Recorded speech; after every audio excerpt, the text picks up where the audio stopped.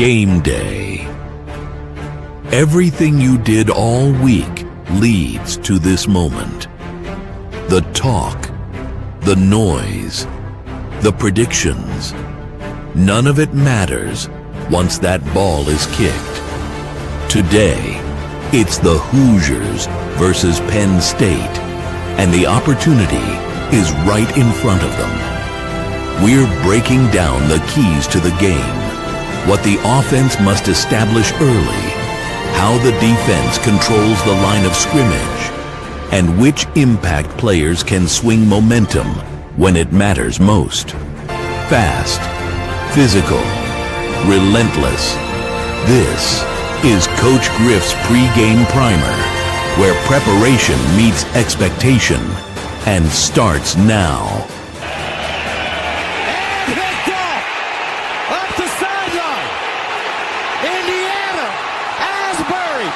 Walking them down. Woo! IU America. They got a football team now.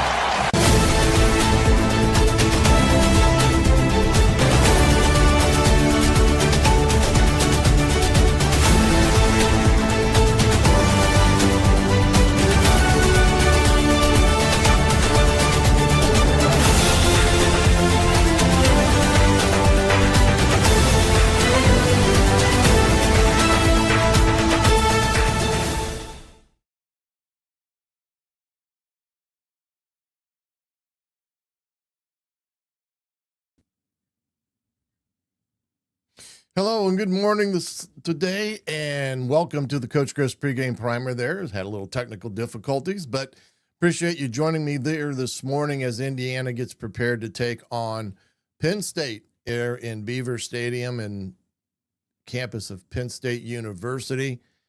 Again, a big time game for the Hoosiers, as they're going to have to play their best ball once again. A game on the road, fast, physical, and relentless for the entire ball game today to come out with a victory against this Nittany Lion team that still has a lot of talent. They lost their starting quarterback. They've got a young quarterback into play, but you cannot doubt that the talent that Penn State has is still there, and Indiana is going to have to try to do something they've not done before, win in Happy Valley against the Nittany Lion team that holds a 25-2 overall record, something like that, overall record against Indiana in this contest today. Looking at it from the perspective of Indiana today, we do know that Aiden Fisher is set and ready to go today. He will be back starting at linebacker. We still do not know Elijah Surratt's status for today. It sounds a little bit more unlikely that he will play today from all reports that I've heard thus far this morning as it pertains to Elijah Surratt. But that doesn't mean Indiana doesn't have the capabilities to put the next man in and get it done, which they did last week against Maryland, and they may have to do today against Penn State.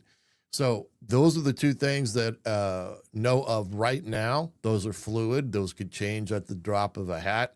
We will find out once the player availability report is listed, and it should be coming out very shortly in that respect on who is or who isn't available today for Indiana. Last night, Northwestern got beat by USC 27-20 in a fantastic ball game.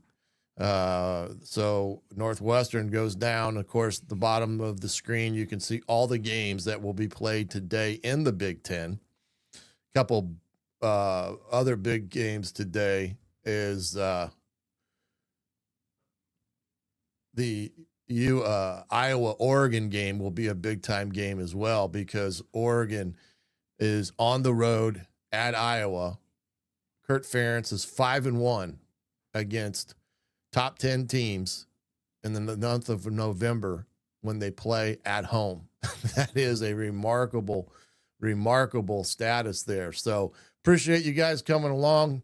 Good morning, Michael, Jason as well. He kind of feels the same way. And if you guys have any questions about today's game, by all means, please feel free to put it in the chat box. We'll try to get it answered as soon as possible as we can. But today it'll be a big game. Looking at the statistical aspects of things today with this ball game.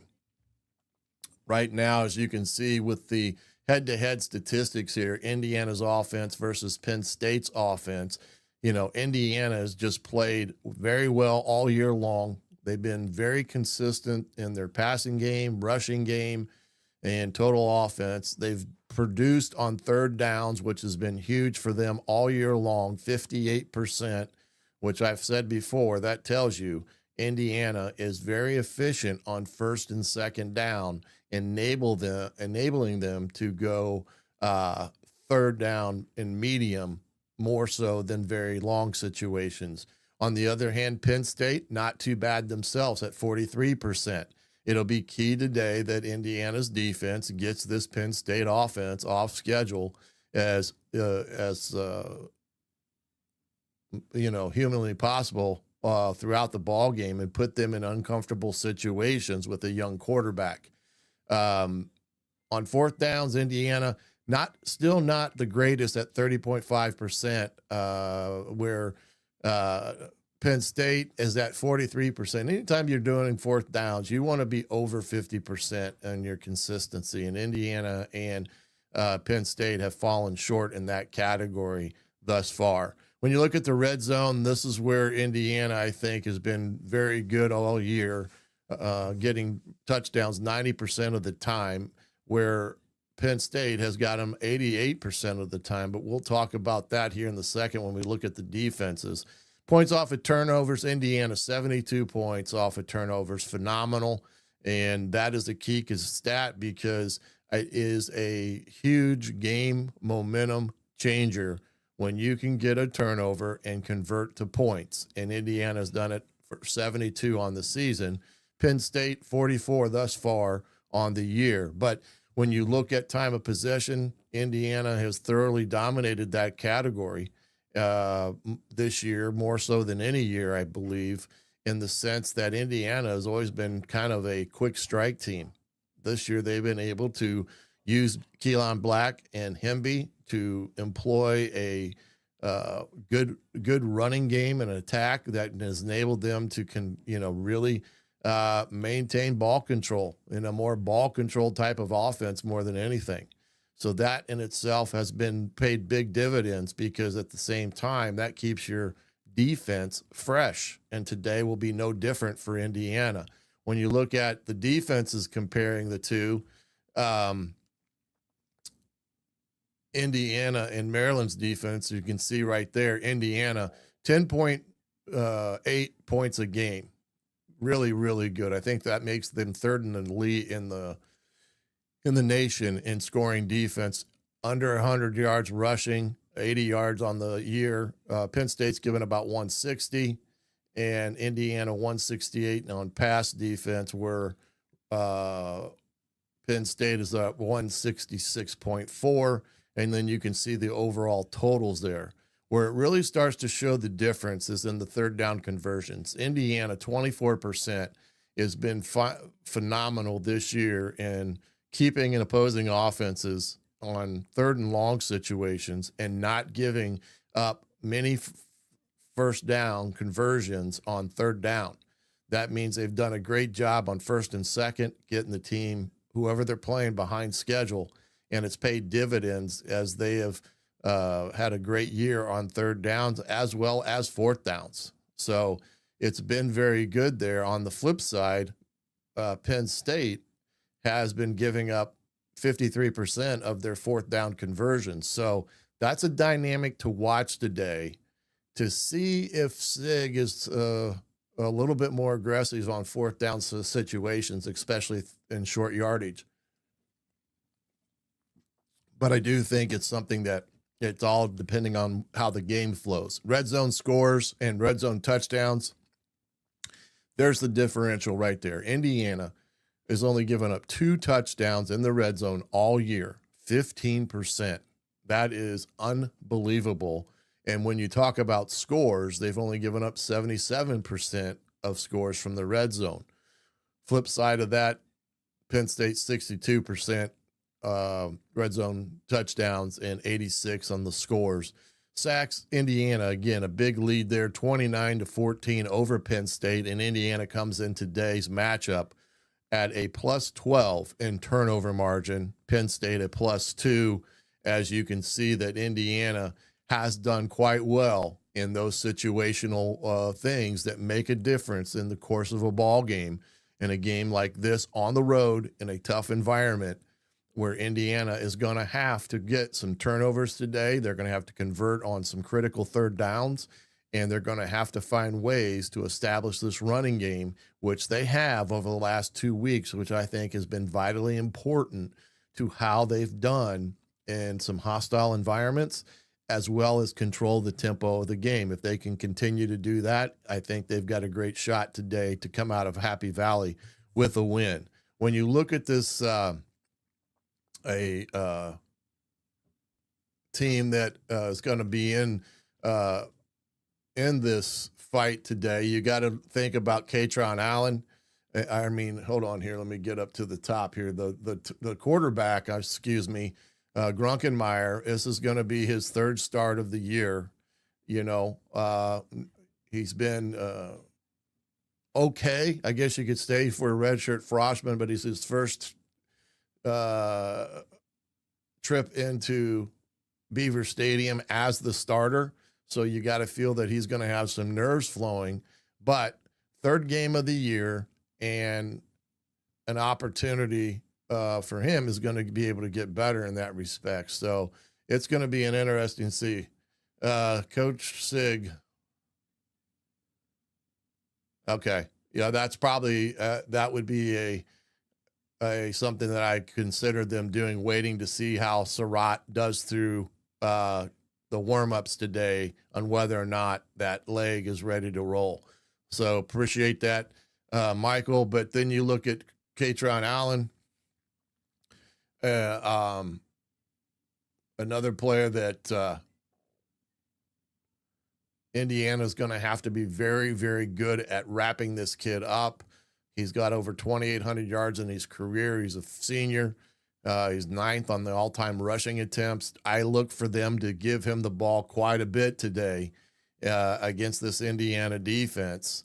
And Indiana's going to have to do a great job in his containment, because this kid is a big-time player. On the outside, you got to worry about Pena.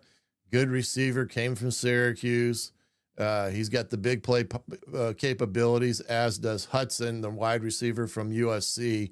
More ball control guy, good perimeter blocking. The other kid on offense at the wide receiver position is Devontae Ross. He's the kid they got from Troy, and another potential big-time down the field player. Now, remember, their coach, Coach Smith, made a comment on Monday that they need to start taking advantage of throwing the ball down the field vertically and challenging defenses. And I can expect today they will do that against Indiana's secondary. On defense, one of their leaders is the Campbell kid. He's a North Carolina transfer. He's very, very good. He's got 2 sacks on the year, 6 TFLs, but he leads the team in total tackles there. The other kid at linebacker with him is DeLuca, another 3-year starter for them. Very good player, has 1 sack and 40 tackles. And then Zeke Wheatley is another kid that is right there in the tops with their total tackles and such. He's got 1 TFL and an interception, but his career, you can see he's had 6.5 sacks. So he's another guy that can make things happen. This is a kid that they got to be very aware of today off the edge. Sutton, he is a big time player, big, strong kid. He can dominate you by bull rushing you, or he can use his finesse and quickness to put you at a disadvantage. So Carter Smith and the tackles today are going to have to be aware of this young man because he is a big-time player, and the other player for them is Rojas. He's a kid that has 2 sacks on the year, and he had 3 interceptions a year ago with 1 sack as well.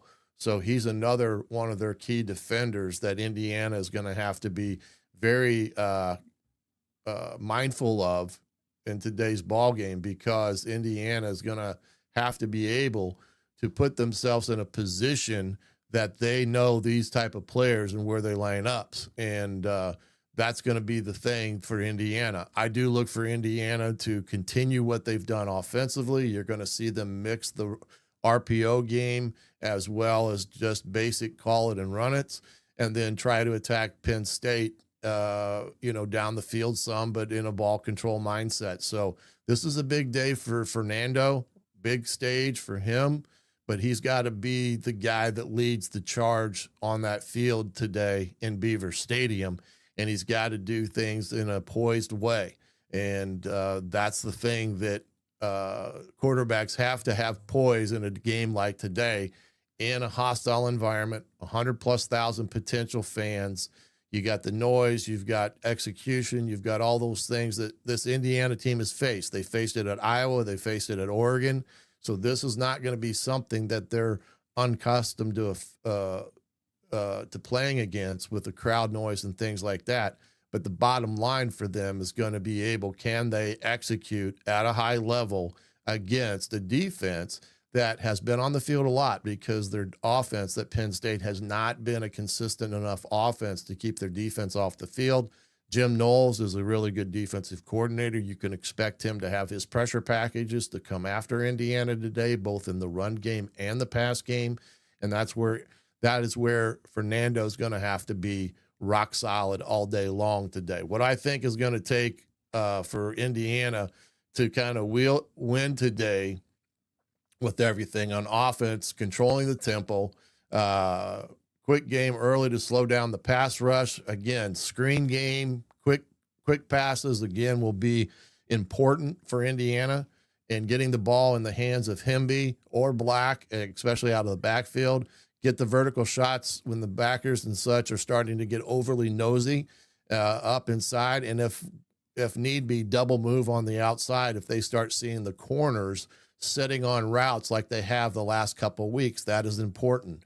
Hemby and Black are going to be, again, the 1-2 punch, the critical run game aspect of things, as well as coach with Signetti having Mendoza at the proper time doing the quarterback reads, like he did at Maryland last week, where he had a couple big runs. That will be an interesting aspect of it.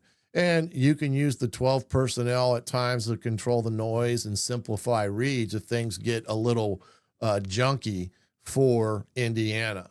Defense, again, force Penn State to drive the field.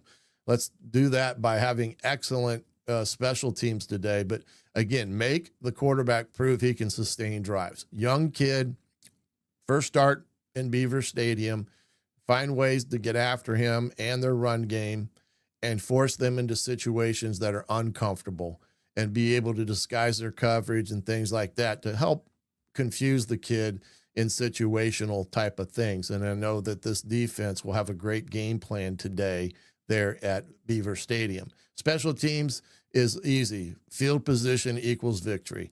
When Indiana's special teams do well in terms of coverage, and then the punt return team being able to either get a great return or in another fashion get a touchdown, those are things that are backbreakers for any team, is when your special teams step up and make big plays.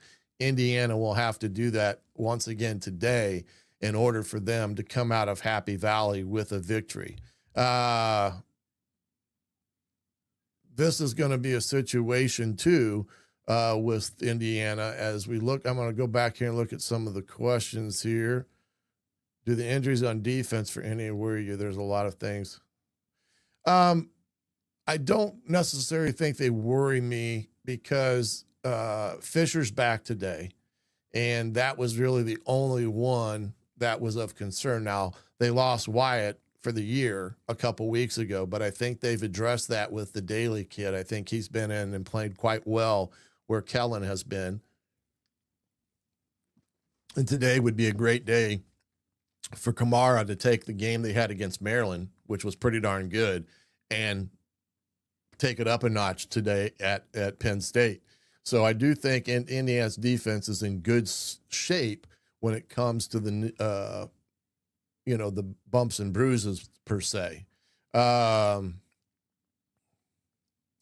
Andy's been known to junk up the offense in terms of putting a defense in conflict by showing a formation, then completely changing it prior to the snap, utilizing the same personnel. So no personnel substitutions and being able to get in and out of sets.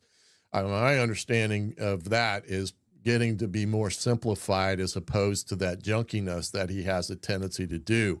That will be interesting to see today, whether or not he goes back to that to try to confuse the Indiana defense and try to put them in more base situations, base fronts and base coverages, or does Penn State come out and play a pretty tight to the vest type of ball game where they're going to line up and come right at Indiana with Katron Allen and try to run right at the teeth of this defense and try to utilize their strength up front potentially, which I do think is a weakness for Penn State, has been their offensive line. I don't necessarily think it's as good as it has been, but we'll find out today as well in that respect. But yeah, they've got really good players as anyone, but so does Indiana. And that's why the only thing I would be concerned about today is offensively. Again, not having Surratt is not a huge concern. But it's still one of your better receivers that you may be out without in a big time game at Penn State. So those are some of the things I think today you can look for when it comes to this Penn State team and Indiana. I think the more Indiana really gets it going and going right at this Penn State defense, the better. And Mendoza, he has to have poise under fire.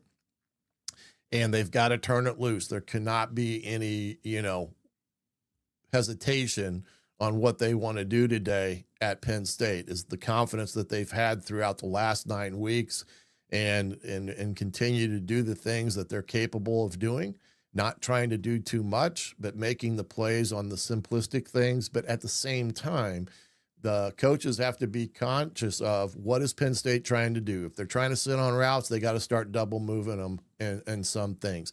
If the rush is becoming an issue, they've got to find ways to screen this team and get the ball in the hands of Hemby and Black, not just by handing off, but outside in the passing game as well, because I think that's a big mismatch when you put those two guys out in routes, even if it's just a flare route. So that's the big thing. And then for defense, again, I just think this defense is playing superbly right now.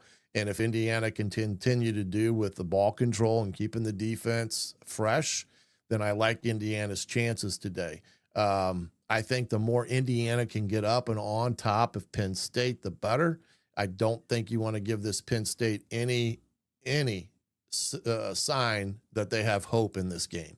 If they see it or they feel it, and it's like sharks with blood in the water, it's going to be a dogfight. So the more Indiana can get up and on them right from the start today, the better. Because I think if they can get up on top of them, I think eventually they'll break their will. Remember, today after this ball game, we will have the Indiana Sports Beat post-game show. About 30 minutes after the conclusion of the game, you can catch Jim Coyle and myself. We'll have you all covered today with this game and, kind of the ins and outs of it, good, bad, or ugly. But you can see that right after the game today, 30 minutes. So be looking for that sometime around 3:30-ish, maybe 4 o'clock would be a good pinpoint. But just take a look at the Twitter at Coach Griff 55 or Hoosier Tailgate. We'll have it up so that you know where you can find it at what time today here on the Indiana Sports Beat Radio postgame show. Well, Have a great afternoon watching college football. We'll see if Indiana can move their streak to 10 games and keep themselves firmly planted in the top 4 of the college football playoff rankings today. But it's going to take a huge effort by this Indiana football team to come out with a W at Penn State. But we'll wait and see after 4 quarters are played and the scoreboard is hit 00 to find out how Indiana has done. For now, I'm the coach, Shannon Griffith. You've been watching Coach Griff's pregame primer, all here on the Hoosier.com. We'll see you at the postgame. Have a great day and enjoy the game.